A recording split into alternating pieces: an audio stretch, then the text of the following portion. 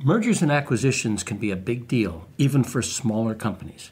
For middle market companies that are playing the M&A game, getting the value from those deals is as much a matter of doing the integration right as it is of finding the right partner.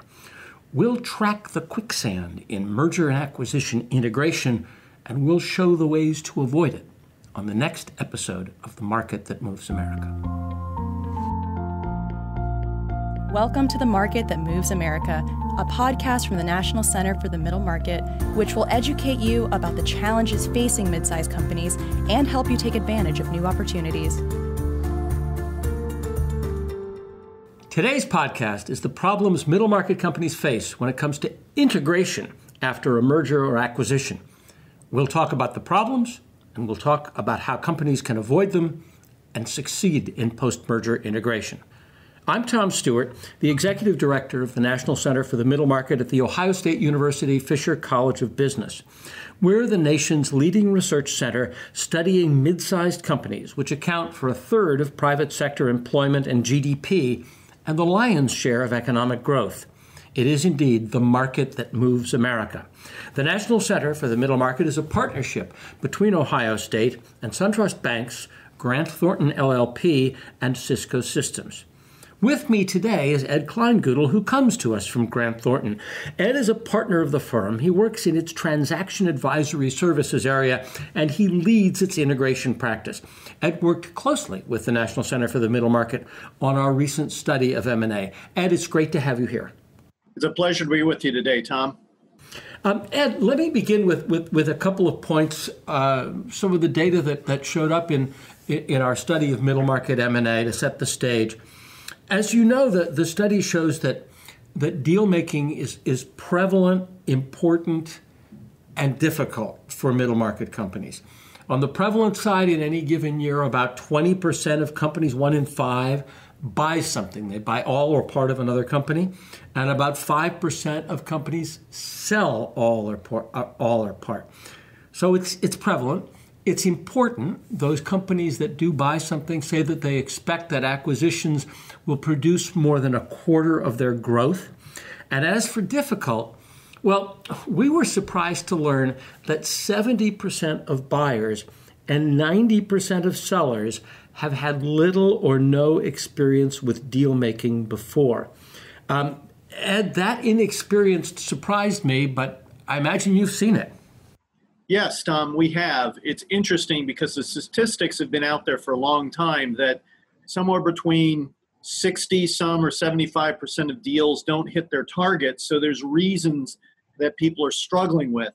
And there's a number of reasons for that we see. People either don't know how to value the deal, or they overestimate the synergies, too optimistic, or slow to integration. So we see this playing itself out in the transactions that we observe in the marketplace. And I was struck by this idea. I think something like 30%, 29% of buyers said who'd acquired something in the last 3 years said that was the first deal they'd ever done. And I think 45% was the number of sellers who said they'd never sold anything before. So they're kind of babes in the woods, which could explain some of that failure rate or that disappointment rate about M&A. Well, I think what happens is people aren't as experienced, and I think many companies are forced into doing some sort of acquisitions or doing something because to be competitive, to get scale, to implement things, cost measures in terms of regulatory compliance, they have to be bigger. So they're looking at opportunities, they're looking for opportunities for growth, and so M&A is one of those ways to kind of achieve the objectives. But again, being forced into that in a way, then people don't have the experience or haven't had a number of deals under their belt. So they run into some of these classic issues that we're talking about, what the study has told us. You know, that's interesting because when we asked middle market executives what was most confusing about the M&A process, the number one thing that they said was getting the strategy right. And number two was finding the right target or the right buyer. And number three were issues of integration. And they were very close in ranking But one thing you've just suggested to me is that in some cases, if that strategy is kind of defensive, I've got to do it to get bigger, I've got to do it for compliance reasons. If that strategy is unclear, that probably is something that makes integration problems more likely. Yes, I would agree with that. So the concept of bigger might be better for us in our current situation, that we understand. But then picking the right target, doing the right deal, making sure it fits within a strategy. Is this really kind of just scale? Is it kind of a vertical integration to kind of go up market or down market? That strategy has to be played out. And if that strategy is right, then they might pick the right targets. And hopefully then that lays out kind of some of the factors that they should consider in the integration process as well. But your focus is specifically on the integration, although obviously it connects through the whole process. But I mean, what goes wrong? I mean, when integration screws up, I mean, any stories or examples or or just patterns of the kinds of problems that crop up when companies try to put a deal together and bring it alive and put it to work? Well, Tom, that's an interesting comment. There's a lot of reasons why I think people run into problems with integration. The first part, and I'll just give you some examples. Companies work very hard in many cases to get a deal across the finish line. They spend a month, 2, 3 in diligence. They're kind of exhausted by the process. And I remember one case of a client saying one time, well, the deal's going to close. We got spring break here in our jurisdiction. Let's take a week off. And of course, they lost all this momentum when the target is saying they spent 3 months crawling all over us. What happened to them? So they lost this momentum. They lost this opportunity to kind of get things moving. So that's kind of extreme. The other thing is we've seen on the flip side saying, okay, we've got this integration checklist, and so we're going to follow that, but it doesn't necessarily align with the strategy. Why did we buy this deal? Is it a person's insights or technical capabilities, or is it literally scale, which it's an add-on and we can take costs out? That has to play into the integration plan as well. And so we see a number of these things coming to fruition that it really is a struggle. The other thing is people said integration can't be that hard, but it is. There's a lot of moving parts, things that have to get done. Systems have to be aligned, at least to be able to get information to the acquirer, accounting processes, just controls in terms of what legal documents do we use, what are our terms and conditions. All these things need to align. If they're not thought about, they become problematic. Now that's the blocking and tackling. Now let me mention the one thing that's probably the most overlooked. It's the human element. As I mentioned, going on spring break vacation and leaving the target out there by themselves for a week, this is the time when it's time to capture hearts and minds, to embrace the new organization that's coming across so they understand what's happening, what's going forward, how they fit, and so that the integration really can begin in earnest. So we can never dismiss the human component as well. So a lot of reasons why deals go wrong, and just like a lot of things people don't think about. You know, I was thinking about that. Years ago, I was talking to a guy named Quinn Mills, who was a professor at Harvard Business School, who said that, you know, in your typical integration package, there'd be a stack of paperwork, you know, and he made a gesture 8 inches high about all of the systems and operations and stuff like that. And he said, and the people plan would be an afterthought. And he sort of like almost just a couple of sheets of paper. And I would imagine that for mid-sized companies in particular, it's always the people piece is going to be always important. But in many cases with smaller companies, the people carry the value more than the processes or systems are, so that the human side of integration is even more important. I would totally agree with that. So, for example, people probably are very well connected to the target's customer base, so key relationships that exist that cannot be ignored. There might be people tied to certain intellectual capital or certain know-how that the acquirer is trying to augment or to bring into their own company, and losing those people are critical. We've seen a situation where a $250 million company, 6 manufacturing plants, 4 in the U.S., 2 globally, and their manufacturing resource planning system, their MRP, was a homegrown system called Q, after the omniscient Star Trek character, that was all in one person's head. So all of these things create risk. And so if you lose that person, what happens? The whole MRP is now at risk. So there's so many reasons why people are critical to a business, particularly the smaller businesses. And the astute acquirer really has to look at who's important, who do I need to retain, how do I embrace them, so there's no misstep in the process. And I'd assume that that would be true on both sides. I mean, if I'm selling to you and want this deal to work, I want to work with you to think about, help identify the key players, help identify those people who are the sole repositories of tacit knowledge, like that guy with the ERP system, and work with you to think about, what do I need to do to retain those people? Are there equity packages I can give them to make sure that they see value in the future enterprises? All kinds of sort of intricate, maybe not intricate, but all kinds of really deeply empathetic human stuff I want to make sure is part of that process of closing. That's correct.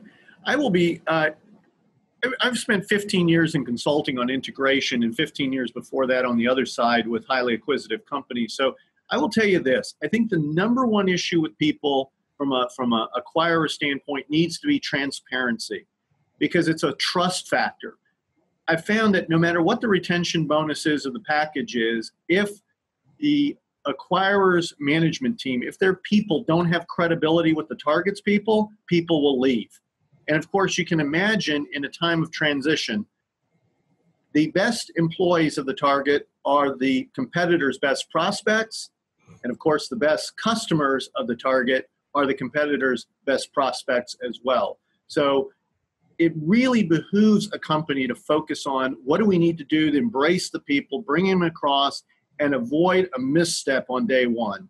And quite frankly, some of the best acquirers, it's where they have that first day meeting with the employees of the new company, the town hall, embracing them, answering as many questions as they can. And they may not have all the answers on day one. They may not know, for example, exactly how the benefit plan will work, but they're able to say, look, we have a team working on that, and in 45 days we will know, and you can hold them to it.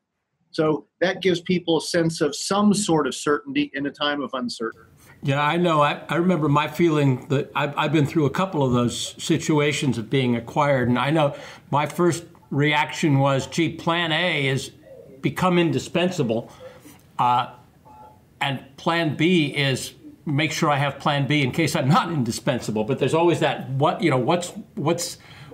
where am I going to fit situation, and the issue of what we can do to reassure people. While, as you said, when company A merges with company B, their competitor C is watching and ready to poach. Exactly. And of course, the competitor C has got a PR campaign that's going on, painting the acquisition, the merger, in the worst possible light. And of course, you get what you pay for in free PR, which is quite negative. So again, the acquirer really has to be ready to address these issues when the deal closes. I mean, immediately when the deal closes, like talking to customers, talking to people, being very proactive. If there are key relationships or suppliers, being very proactive and transparent. So let me think about mid-sized companies for a minute, and sort of by contrast. I got to know some of the folks at Cemex, the cement maker manufacturer headquartered in Mexico, who had a big strategy of growth through acquisition, a big company, and they really had a dedicated SWAT team that could move from acquisition to acquisition, and they knew what to do, and they and that was their job. But if we're a mid-sized company and this is our first deal, or we make a deal every 10 years, we haven't got a SWAT team like that. What do we need? How do we think about, how should these companies think about the capabilities they're going to need to sort of beef themselves up, to build, to get the skills they'll need to make integration happen well? Well, I think for most middle market companies, the reality is they don't have an organization that, as you said, can do all these things necessarily for them. So when they look at what's at stake here and getting the deal right, sometimes it requires a few temporary or outside resources to help them think this through. It's kind of like, don't be penny wise and pound foolish in this particular case, because you can't underestimate embracing employees on day one, or making sure a communication strategy is in place, or even some of the blocking and tackling that we talked about, like bank accounts and things like that, making sure the business can be funded and run. So there are a lot of moving parts, and with an acquirer, if the experience level isn't there, it's worth tapping into the knowledge of other people, whether it's an outside firm or people they know, in order to supplement what they need to do. You know, one thing we learned in the study was that 45% of sellers were surprised. In other words, they weren't expecting to sell, but a call came, the doorbell rang, and something happened, and they suddenly found themselves selling all or part of the business. And the other thing, which goes back to something you said at the beginning of this conversation, is that about 20% of buyers didn't expect to buy, but an opportunity emerged. I mean, they were they weren't thinking about inorganic growth, but then something happened. And so, they're not only inexperienced, but they may have to build capabilities pretty quickly. And though they have advisors, they may have a lawyer, but that lawyer might not have had experience in integration. They obviously have an accountant, but that person might not have had it. I mean, what are some of the things that companies ought to do to assemble that team? At the same time, of course, they don't want to overload it, right? You don't want to bring so many people around the deal table that you're paying, all the value goes away in fees. How do you help an executive team, pull together the right advisors and know what that right advisor set is? Well, I think the first thing that we typically do with a client is when they announced a deal, we want to work with them on creating what we call an integration blueprint. And what do we mean by that? You say, okay, first of all, let's start out with your value proposition. You bought the deal for this reason. How does that manifest itself in the integration plan? What are the specific actions that will be taken? For example, if you want to bring their product slate into your own product slate, what are you doing to educate the sales force in your organization? How are you bringing their sales organization in? How are you going to report this? Are there going to be special incentives? Those kind of things. So helping them to think through, what does this mean tactically now? It's great to have it in a vision statement or in some sort of investment thesis, but now it's got to play out in reality. And so we want to think, first of all, how does the strategy play out in the integration plan? To me, that's the number one misalignment, because if we start down a checklist of things, like putting people on the payroll, which is still important, but it may not be the most important thing. So are they focused?